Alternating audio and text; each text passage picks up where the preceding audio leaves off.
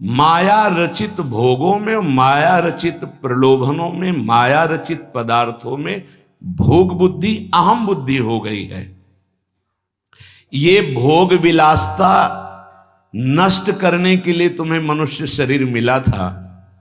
तुम अंदर ही अंदर खोखले होकर अपना नाश कर रहे हो। बहुत दया लगती है जब ऐसे, तो लगता है आपको भगवान की कृपा से जो अमूल्य श्वासें मिली, जहां आप इन श्वासों का नाम जप कर दिव्य पद प्राप्त कर सके, वहां तुम ऐसे किस काम के? तुम्हारे पास क्या है जो तुम लेके जा रहे हो? जरा देखो क्या है। अगर नाम जप नहीं है, धर्म नहीं है, भगवत आराधना नहीं, तो खोखले हो। तुम्हारे पास क्या है? आज धर्म के नाम पर पाखंड का तांडव हो रहा है। हृदय मेरा कांपता है ये देखकर कि मेरी समाज का क्या हो। प्रभु पर विश्वास नहीं, शास्त्र का स्वाध्याय उस पर श्रद्धा नहीं, और संतों का शासन नहीं, मन मानी केवल कर्म। सर्वतंत्र स्वतंत्र भगवान की आज्ञा का उल्लंघन करते हुए मनमानी आचरण, दूसरों के उन्नति के मार्ग में भारी रोड़ा पैदा करने वाले ये पाखंड, दंभ, स्वयं गिरते हैं और जो इनके चक्कर में पड़ जाए उनका भी नाश कर देते हैं। आप गए और औरों घालहीं, जो कहूं सतमार्ग प्रतिपालहीं। ये दंभपूर्ण राक्षसी वृत्ति का विकास होता चला जा रहा है। ऊपर से बड़े सौम्य शांत चिकने स्वच्छ दिखाई देंगे, अंदर बड़ा गंदगी भरी है।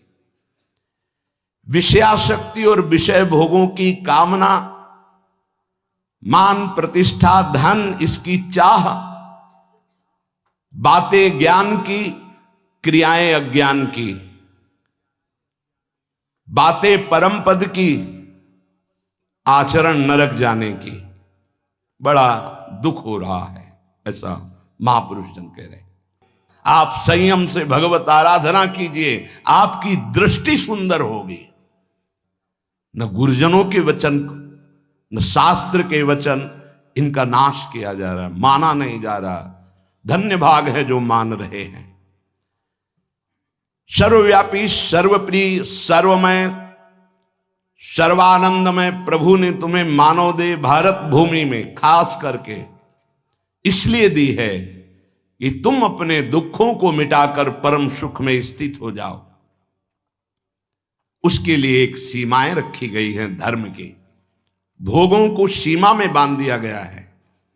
अगर उन सीमा के अंतर्गत धर्मयुक्त भोगों का भोग भोगते हुए, नाम जप करते हुए अपने जीवन को व्यतीत करोगे तो तुम्हारे सारे पाप नष्ट हो जाएंगे। तुम्हें अन्य अलग कुछ नहीं अनुष्ठान करना पड़ेगा। नाम जप मात्र से तुम एक महान आनंद के भोक्ता बन जाओगे। तुम समस्त बंधनों से मुक्त हो जाओगे। ज्यादा कठिन नहीं, बस धर्मयुक्त सीमा में रहकर नाम जप करना है।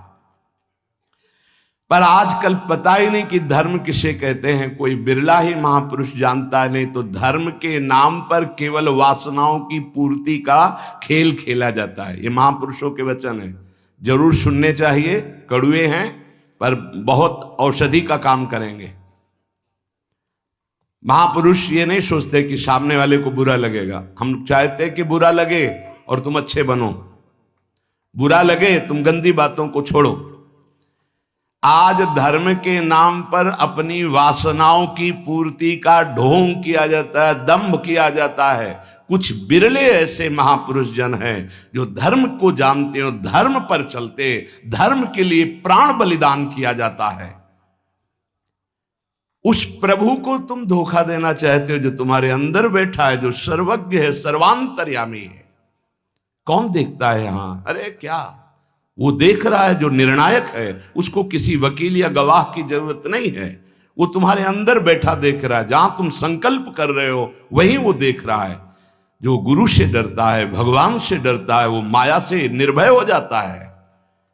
जो गुरु से नहीं डरता, माया उसे बरबस बलात् ऐसे आचरण कराती कि रात दिन डरना पड़ता है और दुर्गति प्राप्त होती है। भगवान का नाम बहुत दिव्य है। अभी तक जो गलती हुई उसका सुधार करने के लिए आपको अवसर दिया है।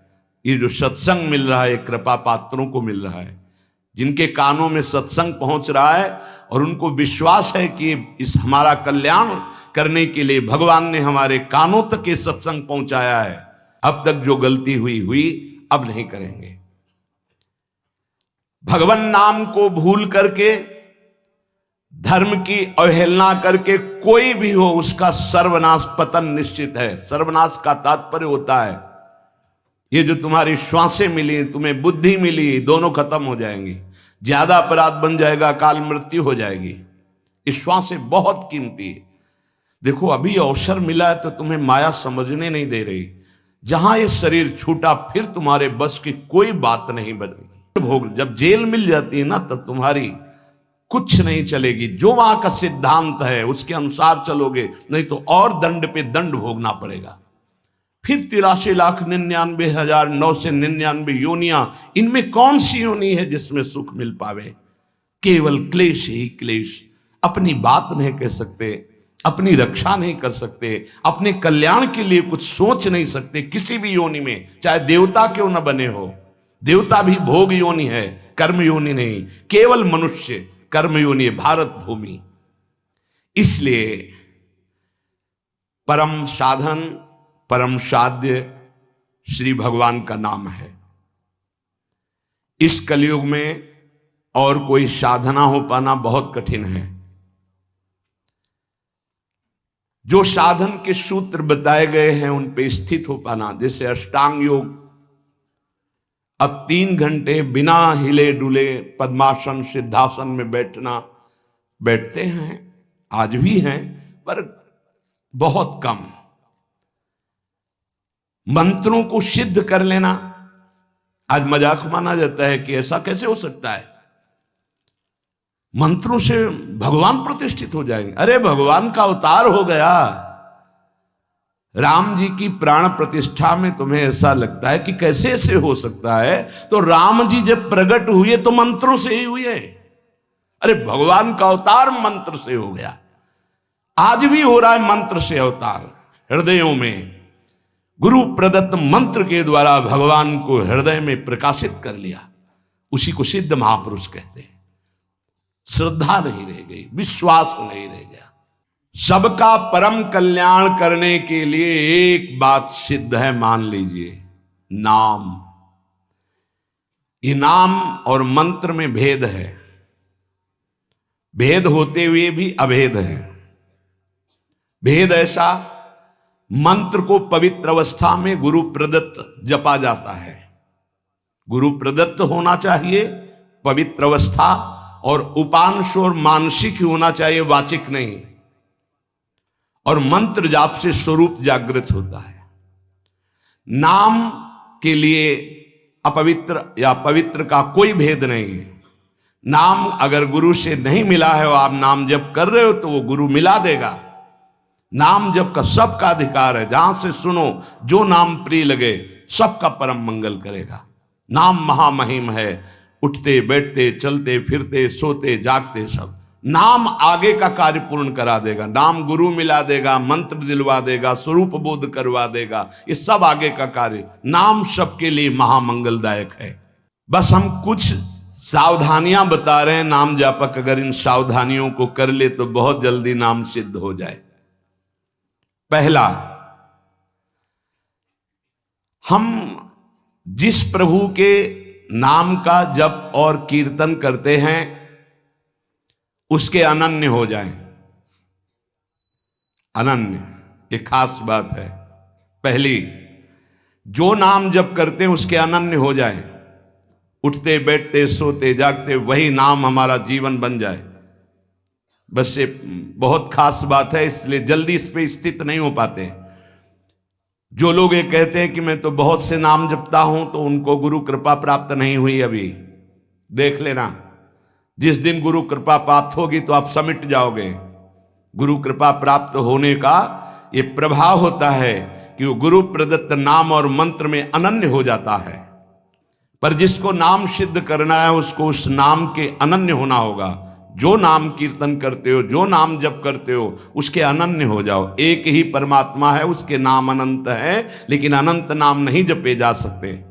नाम एक ही पकड़ो और जो पकड़ो उसके अनन्य हो जाओ। जिह्वा से वही तुम्हारे स्फुरित होने लगेगा। दूसरा, नाम की महिमा है। कितना भी बड़ा पाप किया जाए और नाम जापक का कुछ नहीं बिगाड़ सकता, भस्म कर देता है नाम पाप को। ध्यान दीजिए, नाम की महिमा ऐसी है, पक्का है, पर नाम की महिमा का भरोसा करके पाप करना नाम सिद्ध नहीं होगा। आपके हृदय की अशांति दूर नहीं होगी, चिंता दूर नहीं होगी, आपको अविश्वास हो जाएगा नाम जप में। हां, भूल हो जाना और पाप करना, इसमें अंतर है। हमसे भूल हो गई, हमसे गलती हो गई, तो कोई और प्रायश्चित करने की जरूरत नहीं, वो नाम जप ही सब पाप नष्ट कर देगा। नाम चिदानंद है, भगवान है, कोई केवल शब्द मात्र नहीं है। नाम की ओट में पाप जो करते हैं बड़े नामापराधी हैं, तो नाम उनका मंगल कल्याण करने के लिए जो समर्थ है वो हृदय में नहीं चलेगा, विक्षेप पड़ जाएगा, नाम छूट जाएगा, जीवन बर्बाद हो जाएगा। इसलिए नाम की आड़ में कोई पाप ना करे। तीसरी बात, अपने आराध्य देव के नाम के बदले में कुछ भी लेने की तैयारी मत कर लेना, नहीं घाटा हो जाएगा। जैसे एकांतिक में प्रश्न किया था कि हम अपनी कामनाओं की पूर्ति नाम से करवाना चाहते हैं, तो क्या हमारा नाम का फल क्षय हो जाएगा? हाँ, हो जाएगा। रुपया है, आपने उसको खर्चा कर दिया, और अगर आपने खर्चा नहीं किया तो उसका ब्याज मिलेगा, और ब्याज खर्चा करोगे तो मूलधन जमा रहेगा। तो जो भगवत भजन करने वाले चतुर सुजान होते हैं वो मूल को कभी खर्चा नहीं करते। क्या मूल का खर्चा? जो हम भजन कर रहे हैं मुझसे के बदले में कुछ नहीं चाहेंगे, तो ब्याज क्या होगा? नाम आपकी व्यवस्था अपने आप बढ़कर करता रहेगा। जो आप मांगना चाहते थे उससे बढ़कर आप देख लेना, पहले नाम को तो एकत्रित करो। जब नाम रूपी धन एकत्रित हो जाता है तब बिना चाहे आगे से आगे भारी व्यवस्था होती रहती। जो महापुरुष भगवान के समान हैं, सच्ची मानिए, व्यक्त अव्यक्त, वो आके दुलार करते हैं उस उपासक को जो केवल भरोसा ले लिया है प्रभु का, कोई कामना नहीं, और नाम जप करता है। एक तरफ नाम तुम्हारा है, एक तरफ संसार की भोग सामग्री नहीं चाहिए, पीछे पड़ी रहेगी। हर सुविधाएं आपके पीछे पड़ी रहेंगी। विश्वास कीजिए, एक बार परीक्षा में पास हो जाइए, आपके सामने है, आप नाम के बदले में ले लीजिए। नहीं, वो तो वस्तु मिलेगी ही जो नाम के बदले में कह रहे थे, नाम तुम्हारा सुरक्षित बचा रहेगा। अरे कुबेर भी जिनके एक सेवक हैं, लक्ष्मी भी जिनकी दासी हैं, उन प्रभु की बात कर रहे हैं। उन प्रभु को अधीन करने वाला नाम है, उसके बदले में कुछ लोगे तो घाटा हो जाएगा। ये बैठा लो तो बोले हमारा काम कैसे चलेगा? कृपा से सब अपने आप व्यवस्था हो जाएगी, आप चिंता मत करो। नाम जापक की लौकिक पारलौकिक सब व्यवस्था का ठेका स्वयं भगवान लेते हैं। योगक्षेमम वहाम्यहम। एक साधारण आदमी कह दे कि जाओ आज से निश्चिंत रहो, मैं तुम्हारी देख लूंगा सब व्यवस्था, तो तुम निश्चिंत होने लगोगे। अनंत ब्रह्मांडों का सर्वज्ञ सर्वत्र सर्वशक्तिमान कर तुम अकर तुम अन्यथा कर तुम परमात्मा बोल रहा है। अनन्यश्चिन्तयन्तु मामे जनाः परिपासते तेषां नित्याभियुक्तानां योगक्षेमं वहाम्यहम्। और तुम विश्वास नहीं कर रहे, तुम अपने नाम को बेचना चाहते हो। ईश्वर के नाम रूपी धन का संचय करने वाले को पाप नष्ट करने की भावना भी नहीं सोचनी, अपने आप नष्ट हो जाएगा। आग जला दी तो अंधकार और शीतलता दोनों अपने आप प्रभाव से नष्ट हो जाएंगे। तुम्हें मांगने की जरूरत नहीं कि हे अग्नि देवता आप अंधकार को नष्ट कर दें, शीतलता को नष्ट कर दें। ऐसे ही नाम जापक की दरिद्रता, अज्ञान, अंधकार, ये सब नष्ट हो जाता है। विश्वास कीजिए, परम धन जिसके पास नाम है वो भगवान को खरीद लेता है, औरों की तो बात ही क्या। सुमिर पवन सुत पावन नामू, अपने बस करी राखे रामू। भगवान को अधीन कर मान जाओ हमारी प्रार्थना। पाप नष्ट करने का भी विचार मत सोचिए, वो अपने आप नष्ट हो जाएगा। चौथा,